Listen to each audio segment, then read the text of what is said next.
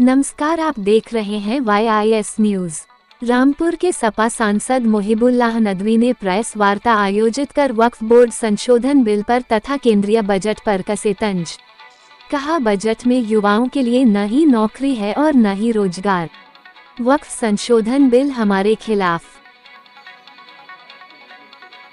इसका जो वो लिखा है लेटर, क्या है ये पूरा? हाँ, ये डिसेंट नोट है कि हम जो वक़्फ़ अमेंडमेंट बिल जो सरकार लाई है उससे हम डिसएग्री हैं, वो हमें मंजूर नहीं है।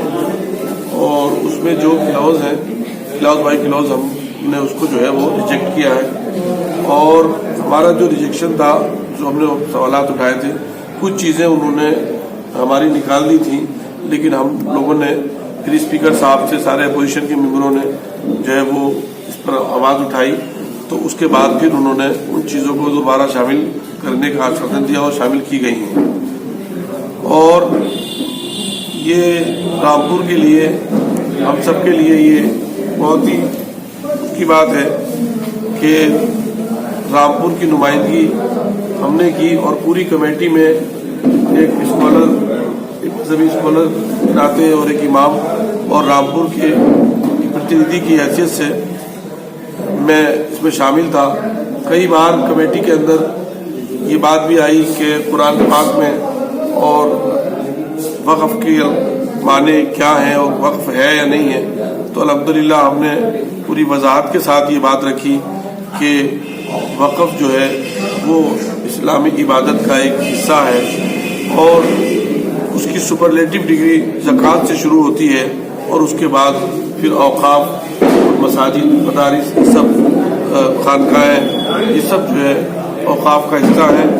और इसमें वही जो वाक़िफ़ की मंशा है, जो रूल एंड रेगुलेशन है, जो इस्लामिक लॉ है वक़्फ़ के बारे में, वही अप्लाई हो सकता है। उसके अलावा, और ये चीज़ संविधान ने भी हमें आर्टिकल 26 में कही है, इसके अलावा अगर सरकार कोई मनमानी करती है तो वो रिलीजन में इंटरफेरेंस के जुमरे में आता है। सर, आज यूपी सरकार का बजट पेश हो रहा है, क्या कहेंगे?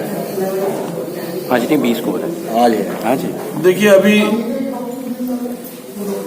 बीजेपी सरकार ने सेंटर में बजट पेश किया है, उसमें सब कुछ है, लेकिन नौजवानों के लिए कोई रोजगार, किसानों के लिए कोई स्कीम, गरीबों के लिए कुछ नहीं है।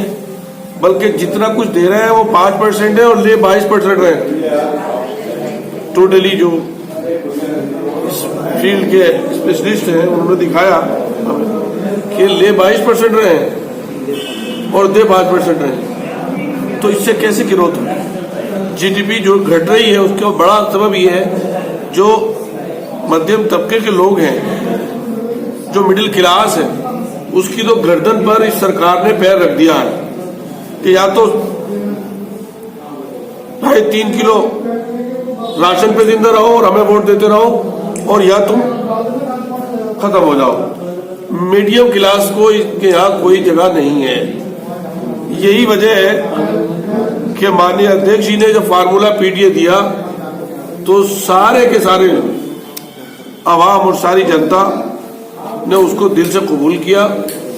और हमें उम्मीद है कि आने वाले चुनावों में जनता, जो समाजवादी ने जनता की फलाह के लिए, जनता की कामयाबी के लिए जो सुविधाएं शुरू की थी, जैसे एम्बुलेंस थी, जैसे 100 नंबर की सर्विस थी, जिससे पब्लिक अपने छोटे मोटे झगड़े बिना कुछ दिए हुए सॉल्व कर लिया करती थी, इस सरकार ने उसको खत्म कर दिया।